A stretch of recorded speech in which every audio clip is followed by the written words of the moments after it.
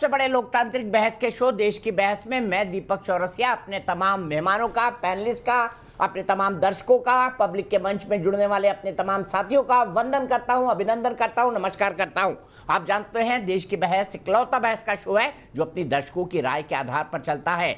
दर्शक जिस विषय को चुनते हैं उसी विषय पर हम बहस को आगे बढ़ाते हैं, वही हम बहस का विषय बनाते हैं। साथ ही साथ आप यानी हमारे दर्शक अपने घरों से पब्लिक के मंच के जरिए जुड़कर बहस की दशा और दिशा को आगे बढ़ाते हैं, उसे धार और रफ्तार देते हैं। आज पब्लिक के मंच में हमारे साथ कौशिकी गोयल दिल्ली से जुड़ेंगी, भावना रावत नोएडा से जुड़ेंगे, अभिषेक शर्मा वाराणसी से जुड़ेंगे, महावीर प्रधान दिल्ली से जुड़ेंगे। लेकिन सबसे पहले देख लेते हैं आज 90% वोट देकर किसे देश की बहस का मुद्दा बनाना चाहा है आप लोगों ने। मसला तालिबान से जुड़ा हुआ है और मसला भारत से भी जुड़ा हुआ है। दोनों चीजों को जोड़कर हमने आज का विषय रखा था आपके सामने और 90% लोगों ने इस पर बहस को देखना चाहा है। इसीलिए हमने बहुत बड़ा पैनल आज आप लोगों के लिए तय किया है। खूंखार तालिबान के आतंक का भारत में समर्थन क्यों, ये विषय था। खूंखार तालिबान के आतंक को समर्थन क्यों, इसे 90% लोगों ने वोट देकर देश की बहस का मुद्दा बनाना चाहा है। आप जानते हैं पिछले 15 अगस्त से अफगानिस्तान के अंदर तालिबान के आने के बाद जो कुछ हो रहा है उसकी आलोचना दुनिया के कई हिस्सों में हो रही है। आपने देखा किस तरीके से लड़ाके राष्ट्रपति भवन और वहां की संसद में AK-47 लेकर बैठे हैं, किस तरह आज प्रदर्शन कर रहे अफगानी लोगों पर जो अफगानिस्तान के झंडे की बेअदबी किए जाने की खिलाफत कर रहे थे उन पर गोलियां चलाई गई, उन पर गोलियां बरसाई गई। महिलाओं का जीना एक बार फिर दूभर हो गया है। महिलाओं के परिवार वालों ने उन्हें घर के अंदर बंद कर दिया है। भले से तालिबान ये दावा कर रहा हो कि हम महिलाओं को उचित सम्मान देंगे, लेकिन पिछली बार उनके शासन में 1996 से 2001 तक हमने देखा था किस तरह से महिलाओं को सरेआम चौराहे पर मार दिया जाता था, किस तरह से उन पर कोड़े बरसाए जाते थे, किस तरह से पत्थर से पीट पीट कर मारने की सलाह दी जाती थी, किस तरह से सामूहिक तौर पर लोगों को खड़ा कर दिया जाता था और उन्हें AK-47 से भून दिया जाता था। क्या ये तालिबान बदल पाएगा? इसका जवाब है बिल्कुल नहीं, क्योंकि अगर कोई मगर मछली की खाल पहन ले तो वो इंसान को मारना नहीं भूलता। इस तालिबानी सोच के भारत में भी कई समर्थक हैं। All India Muslim personal board के सज्जाद नुमानी इनकी तारीफों में कसीदे पढ़ रहे हैं। वहीं मशहूर शायर मुनव्वर राना भी इन्हें आतंकी मानने को तैयार नहीं। उनका कहना है ये इन्होंने तो अपना मुल्क आजाद कराया है, तो गलती क्या कर दी। सबसे पहले देख लेते हैं आज का अपडेट, उसके बाद बहस की शुरुआत करेंगे। एक तरफ तालिबान ने अफगानिस्तान में कहर बरपाया हुआ है तो दूसरी तरफ तालिबान के नेता मीठी बातें बना दुनिया में अपने खूंखार चेहरे को छिपाने की साजिश में जुटे हैं। कुछ इसी तरह भारत में भी तालिबान परस्तों ने तालिबान को सलाम ठोका है। All India Muslim personal law board के प्रवक्ता मौलाना सज्जाद नुमानी ने तालिबान के लिए तारीफों के पुल बांध डाले। पूरी दुनिया की सबसे ज्यादा मजबूत फौजों को शिकस्त दी, उसमें कहीं भी कोई गुरूर, कोई बड़े बोल नहीं नजर आए। नजर आया तो ये कि वो नौजवान काबुल की सरजमीन को चूम रहे हैं। एसपी नेता शफीकुर रहमान ने भी तालिबान के शान में पहले कसीदे पढ़े।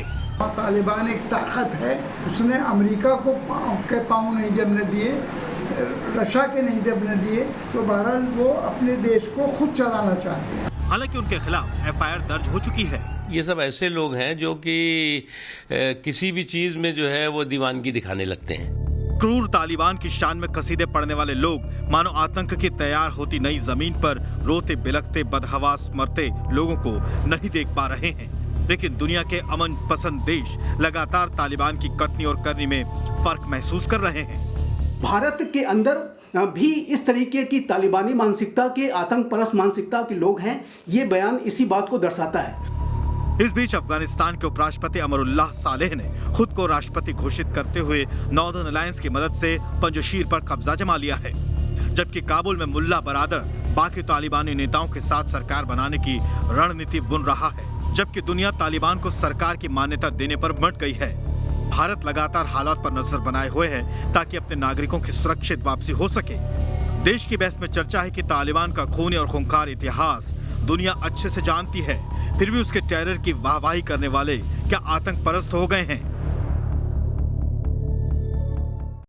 तो सबसे पहले देख लेते हैं आज देश की बहस में हमने सवाल क्या पूछा है। सवाल आज के विषय से ही जुड़ा हुआ है। सवाल उन लोगों से जुड़ा हुआ है जो तालिबानी सोच के समर्थक है हमारे खुद के देश में। ये सोच का समर्थन किसी और आधार पर नहीं बल्कि मजहबी आधार पर कर रहे हैं। ऐसे लोगों के साथ क्या किया जाना चाहिए ये भी आप तय कर लीजिए। आज का जो सवाल है मैं आपसे पूछ लेता हूं और उसके बाद आपको हाँ या ना में जवाब देना है। जवाब के तरीकों का पता है आपको। क्या क्रूर तालिबान के कसीदे पढ़ने वाले माहौल बिगाड़ रहे हैं?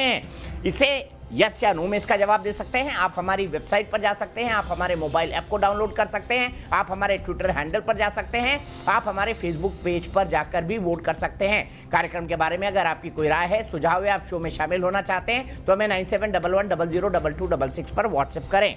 आज दो बयान सबसे महत्वपूर्ण है। मुनव्वर राणा ने तालिबान की तारीफ की, दूसरी तरफ सज्जाद नोमानी जो all India Muslim personal law board से जुड़े हुए हैं, वरिष्ठ लोगों में से एक माने जाते हैं, उन्होंने तो तालिबान की कसीदों में पढ़ने में किसी भी तरह की कोई कसर नहीं छोड़ी। उन्होंने कहा तालिबान के हौसले को सलाम। वो लोग जो सरे राह लोगों को गोलियां मार देते हैं उनके हौसलों को क्या कोई हिंदुस्तानी सलाम कर सकता है? ये भी एक बहुत बड़ा सवाल है। इसी पर बातचीत करने के लिए ये सवाल ये है, ये लोग कौन हैं? मैं कह रहा हूं इस पर बातचीत करने के लिए कौन कौन है मैं आपको ये बाद में बताऊंगा, पर मैं ये जानना चाहता हूं ये लोग कौन हैं। शफीकुर रहमान वर्क जो तालिबान के आतंकियों को आज़ादी के सैनिक कह रहे हैं। इस बेगानी शादी में कौन कौन अब्दुल्ला दीवाना है, आज स्पीक की भी बात होगी। All India Muslim personal law board कह रहा है कि हमारे सदस्यों के बयानों को बोर्ड की राय माने जा रहा है, तो बोर्ड इनकी आलोचना क्यों नहीं करता?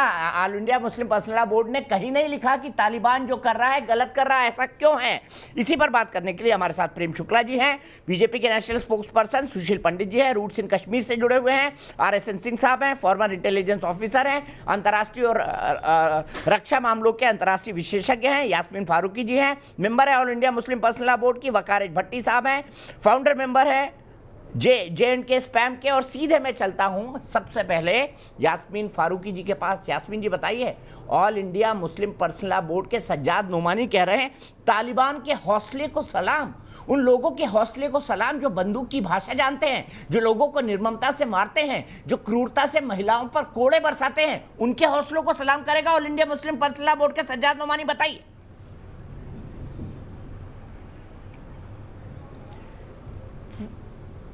आवाज नहीं आ रही मुझे।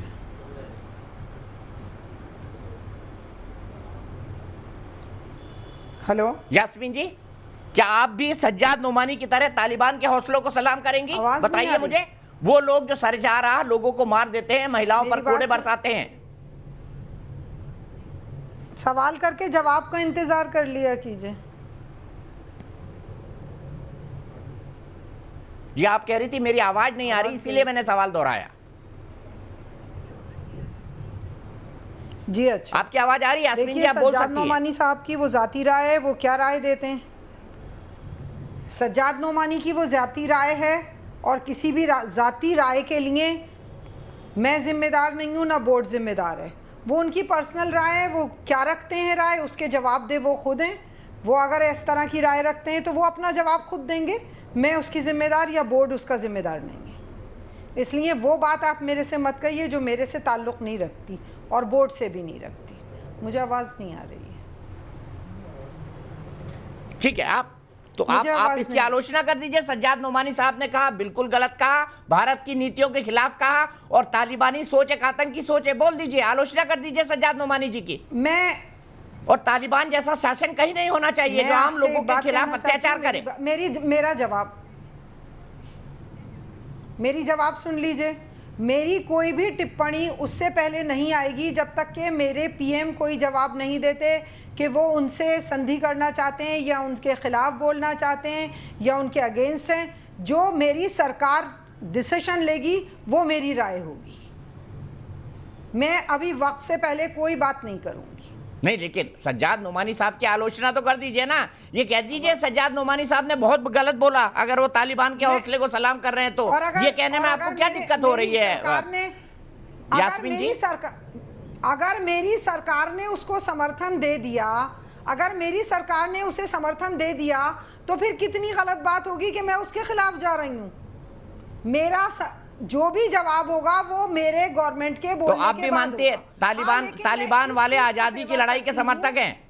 सुनिए, आप भी तालिबान की आजादी की लड़ाई की समर्थक है क्या? मैं आपकी एक बात मैं आपसे एक बात कहना चाहती हूँ। मैं बिल्कुल इस बात को फेवर करती हूँ कि उन्होंने मेरे भारतीय बहन भाइयों को हिफाजत से भेजा है। मुझे मेरी बला से वो लोग मरे कटें या कुछ भी करें, मेरे फर्क नहीं पड़ता, क्योंकि उन्होंने ये भेजा उनका कि हमारी इंटरनल फोर्सेस लेके मामला आए। है, वो इनका सियासी मामला है। उन्होंने भेजा कि हमारी फोर्सेस वो लेके उनका आए। यास्मीन सियासी जी, मामला है। आपने और तारीफ मैं तो कर किसी के दी, सियासी मामले में इधर से नहीं कान नहीं पकड़ा तो इधर से जी। पकड़ लिया, सज्जाद नोमानी की मैंने तरह कान नहीं तारीफ पकड़ा इधर से की तो इधर है। से पकड़ लिया। मैंने तारीफ, आप गलत बात क्यों बोलते हैं चौरसिया जी?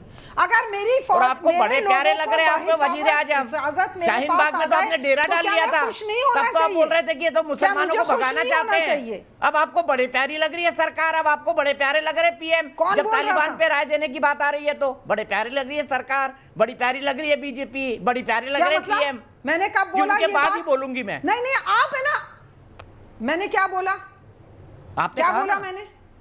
आपने दोबारा कहा ना बोलिए। मेरे प्रधानमंत्री जी जो कहेंगे क्या? उसके बाद में बोलूंगी। नेचुरल है कि आपने बोला गवर्नमेंट ना, अगर मैं मेरे फेवर कर प्रधानमंत्री रही है और जी जो राय रखेंगे, मैं कि समर्थन गवर्नमेंट देते उनको हैं, नहीं फेवर देते हैं, उसके करेगी बाद तो मैं बोलूंगी। फेवर करूंगी। अरे तो अगर मेरी गवर्नमेंट ने समर्थन दे दिया और नहीं, मैं यही बुराई तो कह कर रहा रही हूँ हूँ। तो कितनी अब गलत आपको बात हो गवर्नमेंट बड़ी जाएगी। अच्छी लग रही है, वरना आप उसकी हर नीति का पहले विरोध उनका करती है। जवाब तो आने अब आपको दीजिए। गवर्नमेंट बहुत अच्छी लग रही है, मोदी जी बहुत अच्छे लग रहे हैं, नहीं, प्रधानमंत्री बिल्कुल बहुत गलत अच्छे बात लग कह रहे हैं हैं, आप। मैं किसी क्योंकि बात नीति का- तालिबान नहीं, की है। आप गलत बात बहुत करते हैं। नहीं चौरसिया जी, आप अगर आपके फेवर की बात ना करो तो आपको बुरा लगने लगता है। चौरसिया जी, ईमानदारी की बात करिए कि अभी बैठ के हम कैसे किसी चीज पे टिप्पणी दे सकते हैं। मेरी सरकार तो डिसीजन ले लेना, मैं तो यहाँ की नागरिक हूं, जो मेरी सरकार वो मैं। और अगर सज्जाद नोमानी कुछ कह रहे हैं तो उनकी जातियत है, वो मैं काहे को उनसे नाराज हूं, अपना जवाब खुद देंगे। तो अयोध्या के राम मंदिर का विरोध नहीं करती ना यास्मीन जी, तब तो आप बैठती थी डिबेट में, भर भर के बोलती थी गलत हुआ है, गलत हुआ है, गलत हुआ है। कोई बात नहीं, अयोध्या मुनव्वर का राणा क्या साहब मतलब जुड़ गए, हुआ? मशहूर ये शायर। अब आप उन्होंने एक कहा है कहानी- तालिबान आतंकी नहीं है, उन्हें एग्रेसिव कहा जा सकता है। तालिबान ने बिल्कुल सही किया, तालिबान मुल्क के लिए लड़ रहा है, मुल्क को आजाद कराया तो गलत क्या किया। सीधे चलता हूं मुनव्वर राणा साहब के पास, बड़े अदब से पूछता हूं मुनव्वर राणा जी, ये वही लोग हैं जिन्होंने नजीबुल्लाह को मार के सरेआम चौराहे से लटका दिया? ये वही लोग हैं जिन्होंने बामियान में गौतम बुद्ध की मूर्ति तोड़ दी? ये वही लोग हैं जो सामूहिक तौर पर लोगों को, अफगानी लोगों को लाइन में खड़ा करके गोली मार देते थे? ये वही लोग हैं जो वहां की खातूनों पर, महिलाओं पर कोड़े बरसाते थे? ये वही लोग हैं जो 13 से 14 साल की बच्चियों को घर से उठाकर इनका सामूहिक निकाह करवा देते थे? क्या इनको आप आतंकी नहीं मानते? और क्या आपको ये फ्रीडम फाइटर नजर आ रहे हैं? हमारे यहाँ भी बात हुई, हम मालूम है, देखो भाई चप्पल पहने हैं आप यहाँ, उसके साथ फंसे हुए बेचारे वहाँ बीजेपी में।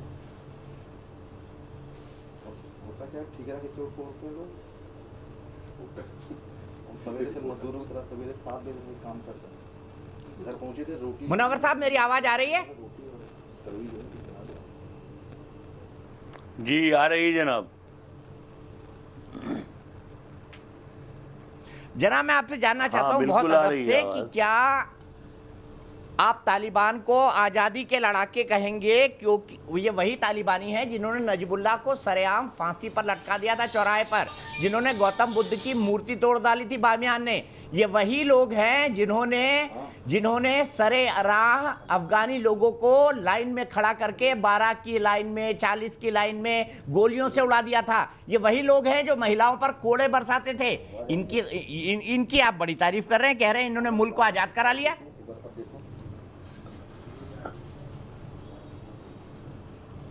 किसने तारीफ की?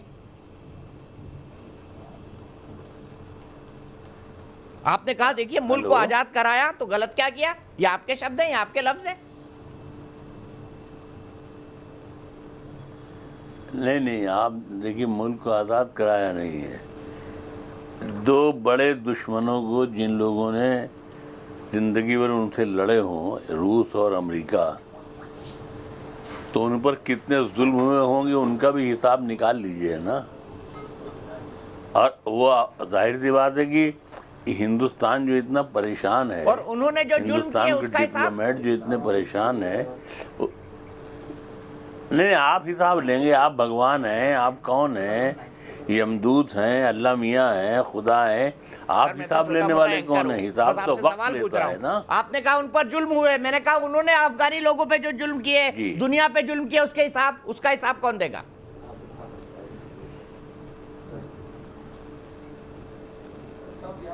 देखिए ऐसा है ना कि अब इसमें हमारे ख्याल से आप या हम जितना परेशान हो रहे हैं, इसका मकसद नहीं है।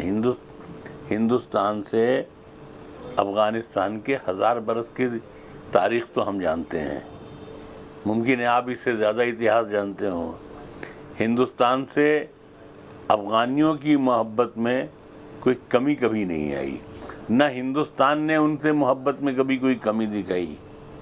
यानी इस बुरे ज़माने में भी वहाँ जो हमारे मोदी जी ने जो पार्लियामेंट हाउस बनाई, जो वहाँ की तरक्की में जो उन्होंने हाथ बटाया, क्या ये तालिबानी फरामोश कर देंगे?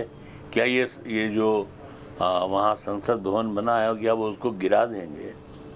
कल आप आज नहीं तो कल हम भी जिंदा वहीं पे रहेंगे। बंदूक लेके मुमकिन है बैठे हुए आप थे भी मुनव्वर जिंदा राणा साहब वो लोग। रहेंगे कि यही जी नहीं, मैं ये कह रहा हूँ कि ये संसद भवन जिसको हम संसद को मंदिर कहते हैं, वहाँ बंदूक लेके बैठे हुए थे सब तालिबानी। नहीं देखिए, ये तो वक्त है, बंदूक तो हमारे आदमी भी लेके बैठे रहते हैं। कानपुर में रक्शे वाले को पकड़ करके मारते हैं, वो आतंकवादी नहीं है। वो बलिया से एक पागल मंत्री कहता है मुनव्वर राणा का इनकाउंटर कर देना चाहिए, यह आतंकवादी नहीं है। आपको आतंकवादी के मतलब नहीं मालूम है। आपको अभी आतंकवाद क्या होता है इसको समझना पड़ेगा। अभी तो आपके खिलाफ तो कोई भी तालिबान ने कोई कदम नहीं उठाया, एक लफ्ज़ आपके बारे में नहीं निकाला, और न उसने ये कहा कि यहाँ से हिंदुस्तानी चले जाएं। ये तो डर और खौफ का माहौल है। इसमें कोई भी शख्स, परिंदे पेड़ छोड़ देते हैं तो जाहिर सी बात है कि हमारे हिंदुस्तानी भाई अगर वहाँ से चले आए तो इन हालात में वहाँ से आ जाना चाहिए। लेकिन ये है कि जब हालात सुधरेंगे तो वहाँ फिर वो लोग चले जाएंगे। आपको याद होगा कि इराक़ से रातों रात लोगों ने खाली कर दिया था, कुवैत खाली कर दिया था, सब भाग आए थे हिंदुस्तान। लेकिन बाद में फिर वो जा कर के वहीं नौकरी करते हैं, वहीं बिजनेस करते हैं, वहीं काम करते हैं। अच्छा तो राणा साहब ये बताइए, तालिबानी आतंकी है या नहीं? जी तालिबानी आतंकी हैं या नहीं? जी मुनव्वर साहब, बड़े अदब से पूछ रहा हूँ, तालिबानी आतंकी हैं या नहीं? मैं कह रहा हूँ अभी तक तो आतंकी ही है वो। लेकिन ये है कि अगर वाल्मीकि रामायण लिख देता है तो वो देवता हो जाता है, उससे पहले वो डाकू होता है। इसको क्या कीजिएगा आप? इंसान का किरदार, इंसान का कैरेक्टर बदलता रहता है। हमें तो अफगानी अच्छे लगते हैं, उसमें आतंकियों की तो हमारे भगवानों से तुलना ना करें मुनव्वर राणा साहब। मुझे पता है आपको हिंदू धर्म कुछ खास पसंद नहीं है, लेकिन कम से कम तालिबानी आतंकियों से भगवान वाल्मीकि की तुलना ना कीजिए। नहीं देखिए, ऐसा है कि भगवान वाल्मीकि का जो पास था उसको तो निकालना होगा आपको ना। अब आप भगवान कह रहे हैं, लेकिन वो भगवान आपके मजहब में किसी को भी भगवान कह दिया जाता है। लेकिन वो एक लेखक थे, एक ठीक है, उनका जो अपना किरदार था, उन्होंने रामायण लिखी है, उनका बड़ा काम था। लेकिन यहाँ मुकाबला करने की बात कुछ नहीं है। चलिए छोड़िए, बात ये है कि आज अमेरिका ने तालिबानियों पर जुल्म किया है, लेकिन तालिबानियों पर जो जुल्म अफगानियों यस सर मेरी एक बात सुनिए, आपने कहा रूस और अमेरिका ने तालिबानियों पर जुल्म किए है, लेकिन तालिबानियों ने जो जुल्म अफगानिस्तानियों पर किए उसके बारे में आप क्या कहेंगे? देखिए ऐसा है कि अफगानियों ने पर क्या जुल्म हुआ क्या नहीं हुआ, इस कहानी को आप बात के लिए रख लें। अभी जो मौजूदा हालात चल रहे हैं इसमें देख लें कि क्या होना क्या है। हिंदुस्तान बेवजह तालिबान को अपना दुश्मन क्यों बना रहा है? कल को वो वहाँ के बादशाह होंगे तो हम अपनी एम्बेसी वहाँ चालू करेंगे, हम वहाँ सब बिजनेस करेंगे। हमारा उनका हज़ारों बरस का ताल्लुक़ है अफ़गानियों से। आप तालिबान उनको क्यों कह रहे हैं? आप अफ़गानी भी तो कहिए।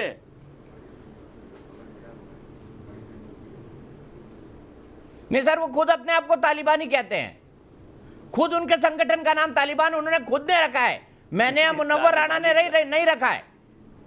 नहीं, तालिबान देखिए तालिबान तो बुरा लफ्ज़ नहीं है, तालिबान अच्छा लफ्ज़ है। तालिबान का मतलब होता है जो आम ज़बान में कहा जाता है पढ़ने वाले या स्टूडेंट। तो उन्होंने इस तालिबान लफ्ज़ में तो कोई बुराई नहीं है। इनका दूर दूर तक कोई लेना देना नहीं है। क्या बुराई है भाई? अगर कोई आदमी जी नहीं, पढ़ने से इन तालिबानियों का दूर दूर से कोई लेना देना नहीं है राणा साहब। 2100 किलोमीटर। देखिए दीपक जी, जितनी बहस आप अफगानियों पर और तालिबानियों पर कर रहे हैं, हिंदुस्तान की मॉब लिंचिंग पर और कानपुर जैसी गुंडागर्दी पर अगर आप करें तो ज़्यादा अच्छा होगा इस देश के लिए। सर ये तालिबानी भी तो मॉब लिंचिंग ही करते थे अफगानिस्तान में। आपको मुसलमानों पर मुसलमानों द्वारा की जा रही मॉब लिंचिंग नहीं दिखती? सीरिया में, अफगानिस्तान में, यमन में जहां मुसलमान ही मुसलमान की मॉब लिंचिंग करता है, वो नहीं दिखती मुनव्वर राणा साहब? कभी उसके खिलाफ भी बोला करिए, कभी उसके खिलाफ भी बोला करिए। क्यों जा रहे हैं भाई? आप तो यहाँ मुसलमानों को कातिल और दुश्मन सब बोलते हैं। आप मुसलमानों के हमदर्द कहाँ से हुए? आपके चेहरे में मुसलमानों की कालक है, मुसलमानों का उजाला नहीं है। सवाल पूछ रहा हूं, ये कौन सा उम्मा है, ये कौन सा उम्मा है कि मुसलमान ही मुसलमान को मार रहा है अफगानिस्तान में?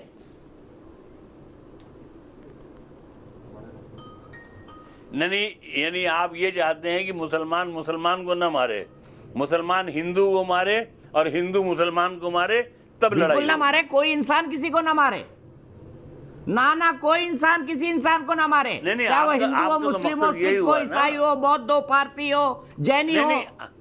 आप इसी पर बहस कीजिए। क्या कानपुर की वारदात का आपने अपने चैनल पर कोई बहस का रास्ता निकाला था? क्या आपने शर्मिंदगी का इजहार किया था?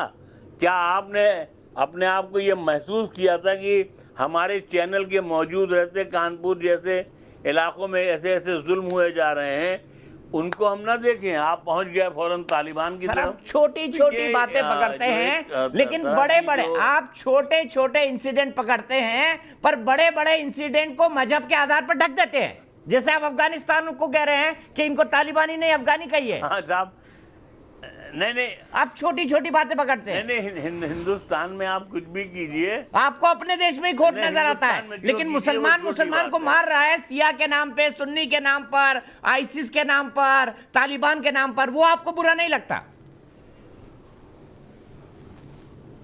आपकी ड्यूटी है अपने मुल्क के लोगों की हिफाजत करना, आपकी ड्यूटी दूसरे मुल्कों की हिफाजत करने के लिए नहीं सर है। मेरी ड्यूटी है दुनिया के हर मुल्क के लोगों की हिफाजत करना, मेरे मुल्क के लिए तो है ही, लेकिन जो लोग झूठा नैरेटिव चलाते हैं कि मॉब लिंचिंग हो रही है, माइनॉरिटी को सताया जा रहा है, मैं उनको सिर्फ बताना चाहता हूं कि भैया तालिबान के बारे में भी कुछ बोलिए कैसे अफगानी लोगों को सता रहे हैं वो। नहीं, अभी तो आपको नहीं सताया ना।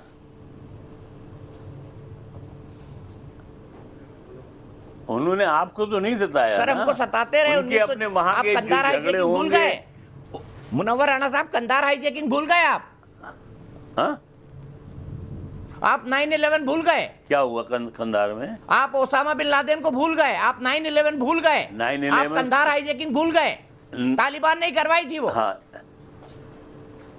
देखिए ये आप तो ये भी कह सकते हैं कि मुनव्वर राणा ने करवाया था 9/11 में जो हुआ था। ये तो इल्जाम लगाया गया ना, साबित तो दुनिया नहीं कर सकती। मैं कह नहीं रहा हूँ, ना दुनिया कह रही है, दुनिया तो कह रही है अलकायदा और तालिबान ने कराया था। ये देखिए बच्चों के पार्क में आग लगा दी तालिबानियों ने। दुनिया तो ये भी कह करके हमलावर हुई थी इराक पर कि इराक पर हुई थी कि सद्दाम हुसैन बहुत बड़ा गुंडा है, माफिया है, ये कर देगा वो कर देगा, इसके यहाँ पर एटम बम हैं, ये खड़े हैं। वहाँ से तो एक ड्रम तक नहीं निकला खाली। तो आपने दुनिया को क्या सजा दी? दुनिया के लिए आपने क्या किया? आपने क्या कहा? दुनिया ने आपने अपने जूते से अपने मुंह पीटे कि हमसे जुर्म हुआ, हमने बेकसूर लोगों पर कारपेट बमबारी की।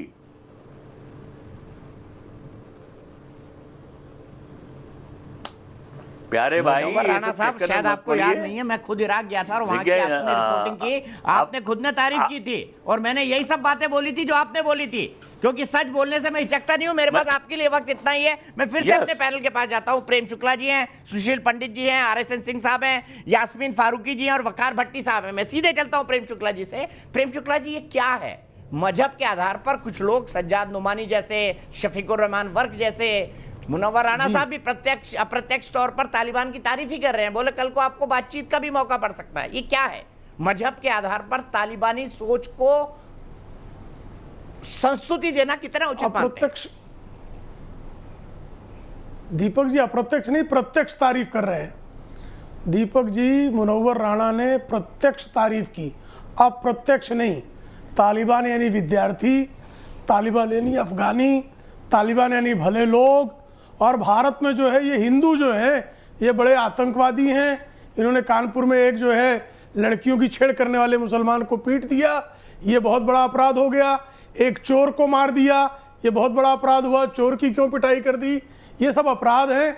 लेकिन मुस्लिम खवातीन, मुस्लिम महिलाओं का नरसंहार करना, उनका बलात्कार करना, उन पे कोड़े चलाना, छोटी लड़कियों पर बलात्कार करना, नरसंहार करना, मस्जिदों में बम फोड़ना, ये सब काम तो यार तालिबान भले लोग हैं, उनके बारे में आप सवाल क्यों पूछ ले रहे हैं?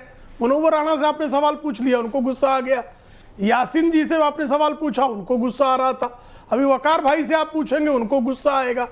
इस देश के सामान्य मुसलमान को तालिबान से इतनी मोहब्बत क्यों है, ये सुनकर आश्चर्य हो रहा है। भाई तालिबान तो मार किसको रहा है? तालिबान ने मुसलमानों के अलावा, अगर उसने 100 लोगों को मारा होगा तो 99 मुसलमान मारे होंगे। एक आध उसने कहीं अमेरिका में या किसी और देश में किसी गैर मुस्लिम को एक आध कहीं मारा होगा। सबसे अधिक उसने कत्लेआम किसका किया? मुसलमान का किया। अफगानिस्तान में भाग कौन रहा है? मुसलमान भाग रहा है। क्यों भाग रहा है? तालिबान के डर से भाग रहा है। तालिबान ने आते ही क्या शुरू किया कि अफगानिस्तान का जो झंडा उठाएगा उसको गोली मार देंगे, मनोरंजन पार्क में आग लगा देंगे। ये सारी हरकतें करने के बाद भी तालिबान अच्छा है। क्यों तालिबान अच्छा है? क्योंकि मुसलमान है। आप अभी यासीन जी ने कहा कि हम तो, भारत सरकार जब जो है निंदा करेगी, तो भारत सरकार ने तो कभी निंदा नहीं की थी फिलिस्तीन के मामले में, कि इजराइल और फिलिस्तीन के मामले में आजकल भारत सरकार निंदा नहीं करती है। लेकिन आप तो फिलिस्तीन के समर्थन में मोर्चे निकालने लगते हैं। रोहिंग्या के मामले में भारत सरकार की नीति बहुत स्पष्ट है कि रोहिंग्या को शरण नहीं देनी चाहिए। रोहिंग्या के लिए आजाद मैदान में आप दंगे कर देते हैं, अमर जवान स्मारक का जो है अपमान कर देते हैं। CAA से, NRC से बांग्लादेशी बाहर जाने वाले थे, किसी भारतीय मुसलमान की नागरिकता नहीं जानी थी। आपने कहां कहां हंगामा नहीं किया, कहां कहां दंगे नहीं किए, कहां कहां सड़कें नहीं जाम की? क्यों जाम कर दी भाई? तो इन सवालों का कोई जवाब नहीं है। हमको कोई जवाबदेही नहीं रखनी है। हमको भारत के सारे संसाधनों का अधिकार जो है उसको भोगना है, भारत के हितों का लाभ लेना है। लेकिन हमेशा विचार जो है उम्मा का करना है, उम्मा से बाहर नहीं निकलना है। उम्मा में चाहे तालिबान ही क्यों ना हो, उस तालिबान के विरुद्ध भी नहीं बोलना है। तो ये जो प्रणाली है, ये जो प्रवृत्ति है, ये निश्चित तौर पर आत्मघाती उनके लिए है। भारत के लिए कुछ नहीं होना जाना जी। भारत तो बहुत सशक्त है। ठीक है। अब वो काल नहीं है भारत का कि आप जो है डायरेक्ट एक्शन लेकर भारत को विभाजित कर देंगे। अगर कोई ये सपना देखता हो तो सपना जितनी जल्दी हो उसको चूर कर ले, वरना उसको तकलीफ होगी। यास्मीन जी, आपने हाथ उठाया, मैं आपके पास जरूर आऊंगा, लेकिन उससे पहले वकार भट्टी जी, तालिबानी लोग बड़े अच्छे हैं, मैंने सुना। बिल्कुल अच्छे हैं सर। उन्होंने तो सिर्फ बच्चों के पार्क में आग लगा रहे हैं। AK-47 लेके बच्चों की कार में घूमते हैं, उसके बाद बच्चों के पार्क में आग लगा देते हैं। सर अगर यहाँ वीडियो आजकल एडिट बहुत होती है, दिल्ली में भी होती हैं, यूपी में भी होती हैं, हर जगह होती हैं। अगर वहाँ की कोई वीडियो आई है तो उसको आप प्रूफ मांग कैसे पूरे तालिबान को और मुसलमानों को बदनाम करने की कोशिश करते हैं? पहली बात ये है। दूसरी बात, हमारे प्रोफेट मोहम्मद, हजरत मोहम्मद सल्लल्लाहु अलैहि वसल्लम, तालिबान मुसलमान कहाँ हो गए? वो मुसलमानों को ही मार रहे हैं अफगानिस्तान में। वकार भट्टी पता नहीं है क्या? ये तालिबानी मुसलमानों को ही मार रहे हैं अफगानिस्तान में। नजीबुल्ला भी मुसलमान ही था। नहीं, बिल्कुल बिल्कुल मुसलमान। वो जो अशरफ गनी भाग के गया है वहां से यूएई में छुपा है, वो भी मुसलमान ही था। कल शायद आपको पता होगा कल 10 मुहर्रम है, तो जो हजरत इमाम हुसैन को शहीद करने वाले थे वो भी मुसलमान ही थे। तो एक मुनाफिक मुसलमान भी होता है, एक ईमान वाला भी होता है। तो मुनाफिक के लिए सजा है, ठीक है सर, हमारे दीन में। तो जो मुनाफिक करेगा, तालिबान वाले ईमान वाले हैं जी, हमें तो यही लगता है ईमान वाले, क्योंकि शरिया की बात अगर कोई करेगा तो शरिया लाना चाहता है, जो नबी करीम सल्लल्लाहु अलैहि वसल्लम का कानून, अल्लाह का कानून लाना चाहता है जमीन पे ऊपर, मुल्क में शरिया लाना चाहता है, तो वो अल्लाह का कानून ला रहा है, कुरान का कानून ला रहा है, हदीस का कानून ला रहा है। आप उसको नहीं एक्सेप्ट करते, वो आप वकार भट्टी कल ही श्रीनगर छोड़िए और कंधार जाइए, मजार शरीफ जाइए, कल ही श्रीनगर छोड़िए, शरिया का कानून आ रहा है वहां पर, जाइए मजार शरीफ रहिए, कंधार रहिए, काबुल रहिए, आपके टिकट में स्पॉन्सर कर दूंगा। मैं नहीं सर, मैं शरीयत को मानता हूँ और मैं अपने जम्मू कश्मीर में हूँ, मैं अपनी रियासत में हूँ। नहीं जाइए, रहिए वहाँ पे, जम्मू कश्मीर नहीं है किसी के बाप, रहिए वहाँ पे, शरिया का कानून लागू हो रहा है वहाँ पे, जाइए वकार भट्टी टिकट कटवाइए अफगानिस्तान का, शरिया का कानून भारत में नहीं लागू हो सकता, जाइए वहां पर रहिए। मेरे नबी का पैगाम है सर, मेरे अल्लाह का पैगाम कुरान में, पूरी दुनिया में इस्लाम का परचम लहराएगा, इसकी आप फिक्र मत करें, इंशाल्लाह वो वक्त आएगा, आज नहीं तो कल, तो अल्लाह ताला का ये भी पैगाम है क्या तालिबानियों के लिए कि अफगानी मुसलमानों को मारो? अच्छा, अल्लाह ताला का ये भी पैगाम है कि तालिबान को कि अफगानी मुसलमानों को मारो, लाइन में खड़ा कर करके गोली मारो। जो बलात्कारी है, मेरा इस्लाम कहता है उसके पत्थरों से मार मार के उसकी जान निकालो, जो कत्ल करे उसके बदले में कत्ल, जो चोरी करे उसके बदले में हाथ। तो हर इस्लाम में तो सबसे पहले तालिबानियों को खुद की जान निकाल देनी चाहिए पत्थर से मार मार के, क्योंकि सबसे बड़े बलात्कारी वही है। 14 साल से लेकर 45 साल की बच्चियों का सामूहिक बलात्कार तालिबानी करते हैं, आपको पता नहीं क्या? सिंगल प्रूफ दीजिए ना सर, सिंगल प्रूफ है, प्रोपेगेंडा छोड़िए ना सर।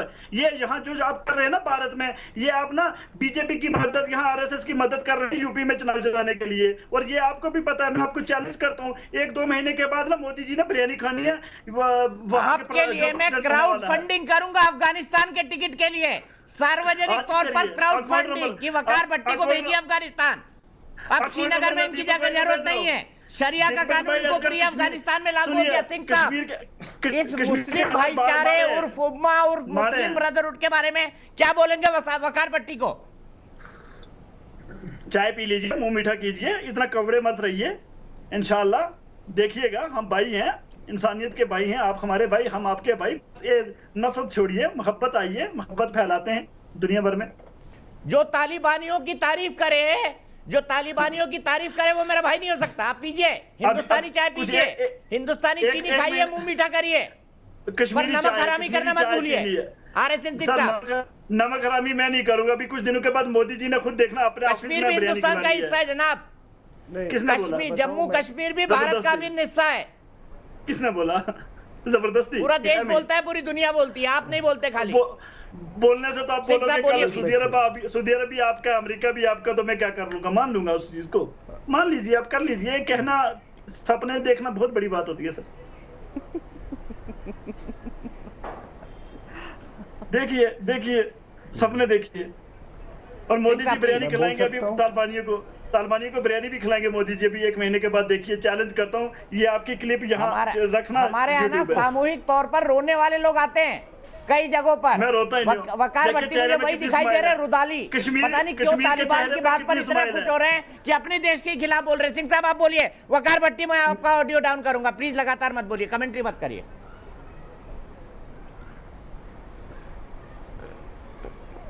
नहीं, मैं कह रहा था कि आपने जब शुरुआत की ये पूरे डिबेट की, तो आपने मोहतरमा ने कहा कि मैं सरकार की नीतियों का इंतज़ार कर रही हूँ और तब मैं अपना राय मैं व्यक्त करूँगी।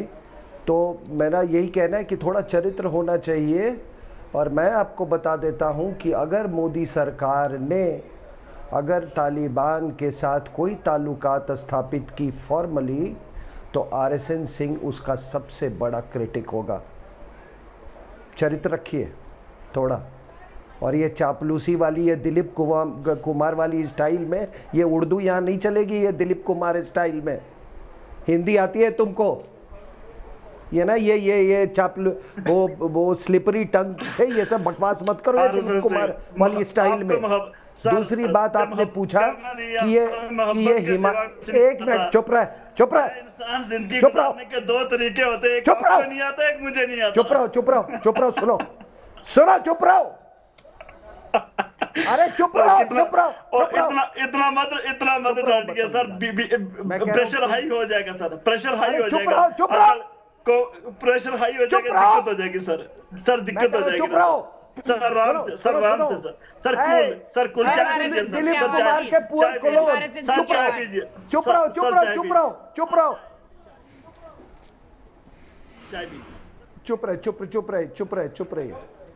दूसरी बात आपने ये पूछा कि ये आपने कहा कि किस तरह से पार्क में ये जाके उन्होंने वो बच्चों के जो खिलौने हैं उस पर किस तरह से ये पढ़े लिखे तालिबान स्टूडेंट है भाई, पढ़े लिखे हैं, किस तरीके से वहाँ मज़े ले रहे हैं पार्क में बच्चों की तरह।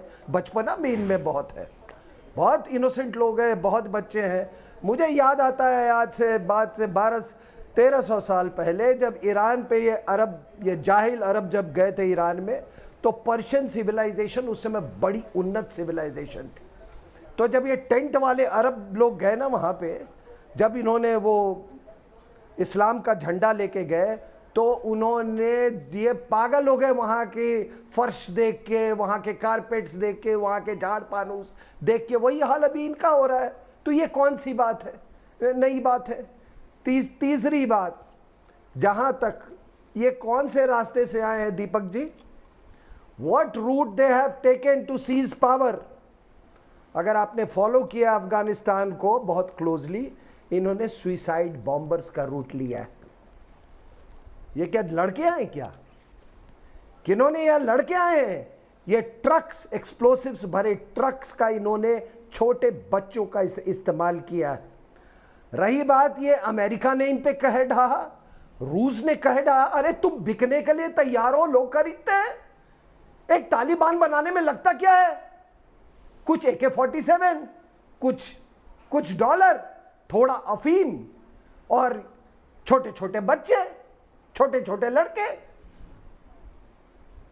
और वही वाली बात है ना कि वो माले गनीमत वाली अभी वो गई नहीं है। और बाय द वे, माले गनीमत इनकी पुस्तकों में लिखा हुआ है किस तरह से माले गनीमत होगा, और तालिबान वहां पे अपने ही देश में माले गनीमत बांट रहा है। तीसरी बात, इनको बता दें कि जब भी किसी देश में संगठित तौर पे सत्ता परिवर्तन नहीं होता है, उसकी आयु बहुत कम होती है। और ये जो यूफोरिया का जो आप दिखा रहे हैं ना पूरी दुनिया में, वो मैंने बहुत देखा है। मैंने खुमैनी वाले टी शर्ट्स भी देखे। ऐसा लगा जैसे कि पता नहीं, अभी इनको यही लग रहा है कि अब गज़वाए हिंद मुकम्मल होगा, अब तूफान आएगी, अब देखना हिंदुस्तान का क्या होगा। आप अपने पड़ोसी से नहीं वो करोगे तो आपको क्या नुकसान भुगतना पड़ेगा साहब हमको? आप ये भी तो बताइए ना, क्या अगर हम तालिबान को हम रिकॉग्निशन नहीं देते तो क्या होगा? किसको आप धमकी दे रहे हो? ये आपको एक और बता दूं, आप पहले सोवियत यूनियन से बिके, फिर आप अमेरिकन से बिके, इसके पहले आप बहुत लोगों से, अब आपके जैसे लोग चीन से बिके हुए हैं। ये जितने ये नालायक बैठे हुए हैं, इनमें से एक भी चीन की भर्त्सना नहीं करेगा जिस तरह से वो युगूर मुस्लिम्स को ट्रीटमेंट। मेरी एक बात ये थोड़ी सी एक और ले रहा हूं। ये उनकी ये भर्त्सना, ये जाहिल, ये नालायक। और सुनिए साहब, लास्ट में ये क्यों हिमायत कर रहे हैं? ये हिमायत इसलिए कह रहे हैं कि उनको आर्म्स, एम्यूनिशन, डॉलर, अफीम तो कोई और दे रहा है। जो आइडियोलॉजिकल अफीम है तालिबान का, वो यहां की देवबंद से जाती है, यहां देवबंद से उत्पन्न होती है और हकानिया सेमिनरी से होके गुजरती है, जिसके अनुयायी ये दिलीप कुमार वाले स्टाइल में ये बोलने वाला, वो क्या है आपके उसमें, कौन राणा ये बैठा हुआ है, ये दिलीप कुमार का पुअर क्लोन यूसुफ खान का, ये जो बोल रहा है, ये वही देवबंदी सोच के ये लोग हैं। ये आइडियोलॉजिकल याद रखिएगा। ठीक है, जैश ए मोहम्मद भी एक देवबंदी ऑर्गेनाइजेशन है, वकारजबटे। तालिबान सर, भी वकारजबटे नाम है देवबंदी मेरा। ऑर्गेनाइजेशन है। इसीलिए ये लोग सर मुझे दीपक जी ये और ये सुनो, ये दिलीप कुमार स्टाइल में ना ये अपने लफ्जों को जड़ा ठीक है, वो पट्टी साहब रुक जाइए। कौशिकी गोयल, मेरी एक दर्शक दिल्ली से जुड़ गई है, मैं सीधे चलता हूं। एक मिनट सिंह साहब। कौशिकी गोयल, मेरी एक दर्शक दिल्ली से। कौशिकी, जो लोग तालिबान की तारीफ कर रहे हैं हिंदुस्तान में बैठ के, उनके बारे में क्या कहेंगे आप? सर सबसे पहले तो जो तालिबान में जो अफगानिस्तान में हो रहा है वो बहुत दिल दहला देने वाला है सर। और सर जो लोग मतलब इसको सपोर्ट कर रहे हैं, मुझे लगता है कि वो बहुत गलत है सर, क्योंकि यूनाइटेड नेशंस भी इसको एक टेररिस्ट ऑर्गेनाइजेशन की तरह ही देखता है। तो जब आप एक फेथ दिखाते हो उनको, जब आप एक भरोसा दिखाते हो कि नहीं ये सही है, या फिर अब ये पीस चाहते हैं सर, तालिबान बोलता है अब हम पीस चाहते हैं, अब हम बाकी देशों से दोस्ती करना चाहते हैं, अब हम वॉर खत्म हो गई है उनकी जो वो 20 साल से करना चाहते थे सर क्योंकि तालिबान को भी कहीं ना कहीं ये पता है कि अकेले आइसोलेशन में अफगानिस्तान जैसे देश को नहीं चला सकते वो, जहां डेवलपमेंट की इतनी ज्यादा जरूरत है सर, वो अकेले में ये देश चला ही नहीं सकते। इसीलिए अब शायद वो ये बोल रहे हैं कि हम शांति चाहते हैं, हम दोस्ती करना चाहते हैं। पर सर मैं ये मानती हूँ कि जिस तरीके से वो लोग आए हैं अफगानिस्तान, यही रुकना होगा आपको। मैं सीधे चलता हूँ एहतेशाम हाशमी के पास। एहतेशाम बताइए, एहतेशाम जी बताइए। Sajjad Nomani, all India Muslim personal law board, जो मुसलमानों के लिए कानून बनाती, कानून मुसलमान महिलाओं के लिए खासतौर पर, वो कहते हैं तालिबान के हौसले को सलाम। एहतेशाम हाशमी भी करेंगे तालिबान के हौसले को सलाम? मैं आपसे एक बार फिर कहूंगा दीपक भाई साहब, मैं आपसे एक बार फिर कहूंगा कि आपने जितनी भी डिग्री ली है उसका इस्तेमाल करिए, लेकिन आपने ये जो नई डिग्री बीजेपी कार्यालय से ली है इसको आग लगा के फेंक दीजिए। हिंदुस्तान की महिलाओं के लिए कानून भारत सरकार बनाती है, संविधान बनाता है। सर सर्टिफिकेट मत आपने भी देखा ट्रिपल तलाक। सबसे पहले आप अपनी लॉ की डिग्री को आग लगा के फेंकिए, क्योंकि आप संविधान से उलट ही बात करते हैं। आप उम्मा की बात करते हैं, आप इस्लाम की बात करते हैं, आप शरिया कानून की बात करते हैं। आप अपनी तालिबान, सर वही तो आपके भाई है ना, जिनको वकार भाई जैसा आपके लोग समर्थन कर रहे हैं। कौन मेरा कैरेक्टर मुझ पर मत हो दिया। मेरे भाई तो आप, मैंने आपको कोई सर्टिफिकेट नहीं बांटा, और ना मेरे पास सर्टिफिकेट बांटने की फैक्ट्री है आपकी जैसी, और ना ही मैंने अधिकार आपको दिया है। आप ही मेरे बड़े भाई हैं, मैं डिबेट में आपको भाई भाई बोल के एड्रेस करता हूं, लेकिन अगर मेरा बड़ा भाई मोदी सरकार के तलवे चाटने लगेगा तो उसमें मैं क्या कर सकता हूं, बताइए आप। सर मैं आपके भी तलवे चाटूंगा अगर जिस दिन आप देश की बात करेंगे। मैं बिल्कुल देश की बात करता हूं, मैं बीजेपी की और कांग्रेस के तलवे नहीं चाटता हूं, और मैं हक की और न्याय की लड़ाई लड़ता हूं। ठीक है, आपको मैं आज बताना चाहता हूं कि आप जो हिंदू मुस्लिम मेरे सब दर्शक जानते हैं किसके तलवे चाटते हैं आप। गिद्ध जो होता है वो लाशों पे सरवाइव करता है, वैसे ही बीजेपी सरकार और आपका चैनल मुसलमानों की लाशों पे सरवाइव कर रहे हैं। बहुत अच्छी बात है, आपने कैसे बोल दिया कि मुस्लिम महिलाओं के लिए ये मुसलमानों की लाशें तालिबान वाले क्यों गिरा रहे हैं, जरा बता दीजिए, जरा बता दीजिए ना। ये तालिबान वाले भी मेरे ही जैसे बुरे हैं, बता दीजिए, बोल दीजिए ना। तालिबान वाले मेरे जैसे ही बुरे हैं, मुसलमानों की लाशों पर सरवाइव कर रहे हैं, बोल दीजिए जरा, ये भी बोल दीजिए। जो आरएस भाई दीपक भाई साहब, चलिए तालिबान से लड़ाई लड़ते हैं, मैं आपके साथ चलने को तैयार हूं, मैं आपके साथ तालिबान से लड़ाई लड़ने को तैयार हूं। मोदी सरकार का क्या स्टैंड है तालिबान पे, बताइए देशवासियों को। आप बोलिए अगर यहाँ पे चैनल में हिम्मत है आपको कि हिंदुस्तान की सरकार तालिबान से कोई मतलब नहीं रखेगी, आपकी हिम्मत है तो बोलिए। ये मुसलमानों को क्यों मार रहे हैं, आप बोलिए आज के ये तालिबान शरिया कानून वाले मुसलमानों को क्यों मार रहे हैं एहतेशाम हाशमी जी, इसका तो जवाब दीजिए ना। उम्मा का क्या हो गया, उम्मा का मुस्लिम ब्रदरहुड हिंदुस्तान में भी मुसलमानों को मार रहे हैं, बताइए आप। हिंदुस्तान में भी मुसलमानों को मार रहे हैं आप, हिंदुस्तान में भी मुसलमानों को मार रहे हैं, उसके लिए क्या कहेंगे आप बताइए। आ गए अपनी वाली मुसलमान तो पैदा ही हुआ है मरने के लिए। ये पहला झूठ बोला, ये पहला झूठ बोला, हिंदुस्तान में मुसलमानों को मार रहे हैं। मुसलमानों को अरे चौड़े होके देश के खिलाफ बोलते हो आप नेशनल टेलीविजन पर, चौड़े होके आप मजहब के समर्थन में देश के खिलाफ बोलते हैं और बोल रहे मुसलमानों को मारा जा रहा है। सुशील पंडित जी, किन मुसलमानों को मारा जा रहा है? जो मुसलमान अफगानिस्तान में तालिबान के हाथ मारे जा रहे हैं उसके बारे में वकील साहब खामोश है, उसके बारे में वकील साहब खामोश है, लेकिन देश में इनको डर लगता है। बड़े मैं क्यों दोगले हैं। खामोश हूँ? मैं कंडेम करता हूँ, कहीं पे भी किसी की हत्या हो रही है मैं उसका कंडेम करता हूँ, मैं उस बात को गलत बोलता हूँ कि कहीं पे किसी की हत्या हो रही है। दीपक भाई साहब अपने वर्ड्स चलिए अब सुशील पंडित जी को जवाब देने दीजिए। किसी की हत्या हो रही है वो पूरी ह्यूमैनिटी के अगेंस्ट में क्राइम है, चाहे अच्छा वो तालिबान में हो, सब चाहे वो समझते गाजा हैं, में हो, सब समझते हैं सर, दुनिया बहुत समझदार है। स्टेट में हिंदू मुस्लिम में डिवाइड करने के। दीपक जी, अभी तक आपके कुछ ये पैनलिस्ट सज्जाद नोमानी आपको साहब को समझा रहे समझाइए थे। ना, तालिबानियों को के हौसले को सलाम ना करें। All India Muslim personal law board के बोलिए, सिर्फ सुशील पंडित की आवाज।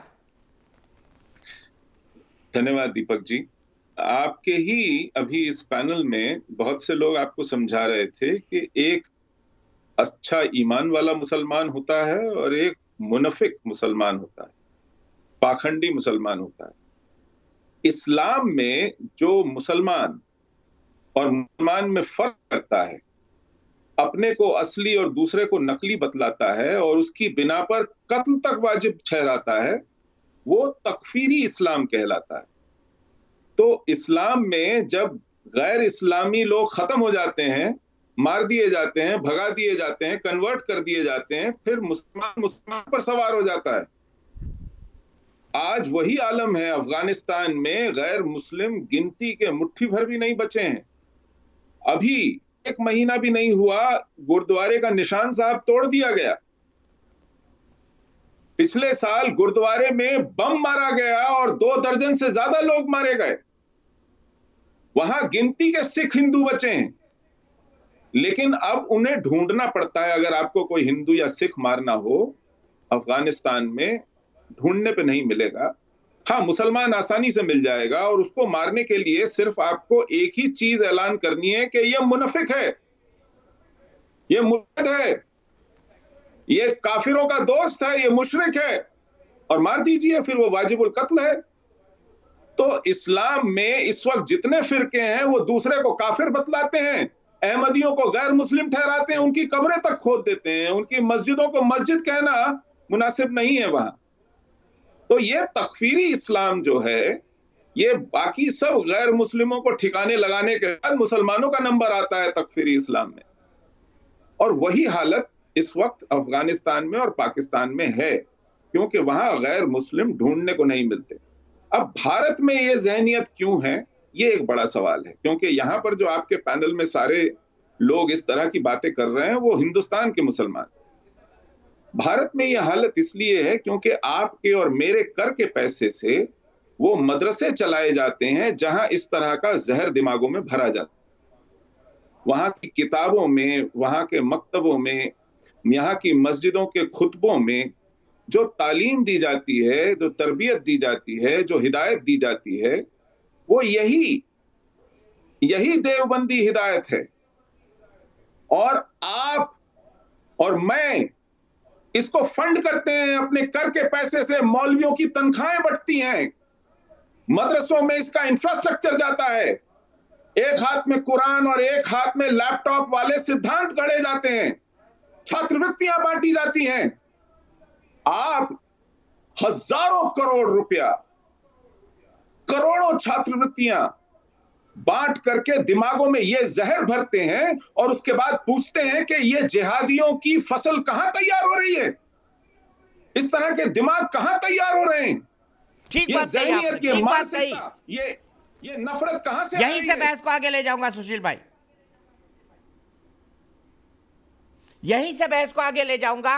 अंबर जैदी से ब्रेक के बाद शुरुआत करूंगा, लेकिन उससे पहले नोएडा से भावना रावत मेरी एक दर्शक। भावना, जो लोग तालिबान का समर्थन कर रहे हैं हिंदुस्तान में, उन्हें आप कैसे देखती हैं?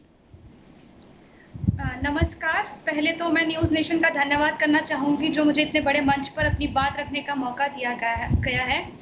रही बात आतंक फैलाने वाले तालिबान की, तो तालिबान एक बहुत ही एक्सट्रीमिस्ट आइडियोलॉजी वाला समूह है। जब कभी कोई ऐसी घटना होती है या कोई आतंकी हमला होता है तो कोई देश या कोई समूह इसका श्रेय नहीं लेता है, लेकिन ऐसे समय पे समर्थक ज़रूर सामने आते हैं। बिलो द बेल्ट और अंडर द टेबल कौन किसकी मदद कर रहा है और कौन किसका समर्थन कर रहा है, इस बात से हम सभी बहुत अच्छी तरह से वाकिफ़ हैं। आजकल रोज़ हम अफ़गानिस्तान से दिल दहला देने वाली तस्वीरें देख रहे हैं। लोग अपना देश छोड़कर जाने को तैयार है, अपना सब कुछ छोड़ के जाने को तैयार है कि जैसे तालिबान अफगानिस्तान पे अपना कब्जा जमा रहा है, चाहे कोई सरकारी दफ्तर हो या कोई न्यूज़ रूम हो या कोई थीम पार्क ही क्यों ना हो। जहाँ हम भारत की बात करें तो भारत अफगानिस्तान के लोगों के साथ खड़ा है, अफगानिस्तान के लोगों की शांति और हार्मोनी की प्रार्थना करता है। वहीं कुछ चंद लोग ठीक है, ऐसे यही भी रोकूंगा भावना, मेरे पास आपके लिए वक्त इतना ही है। मुझे एक ब्रेक के लिए लिखना है, लेकिन ब्रेक के बाद शुरुआत करूंगा अंबर जैदी से बहस की।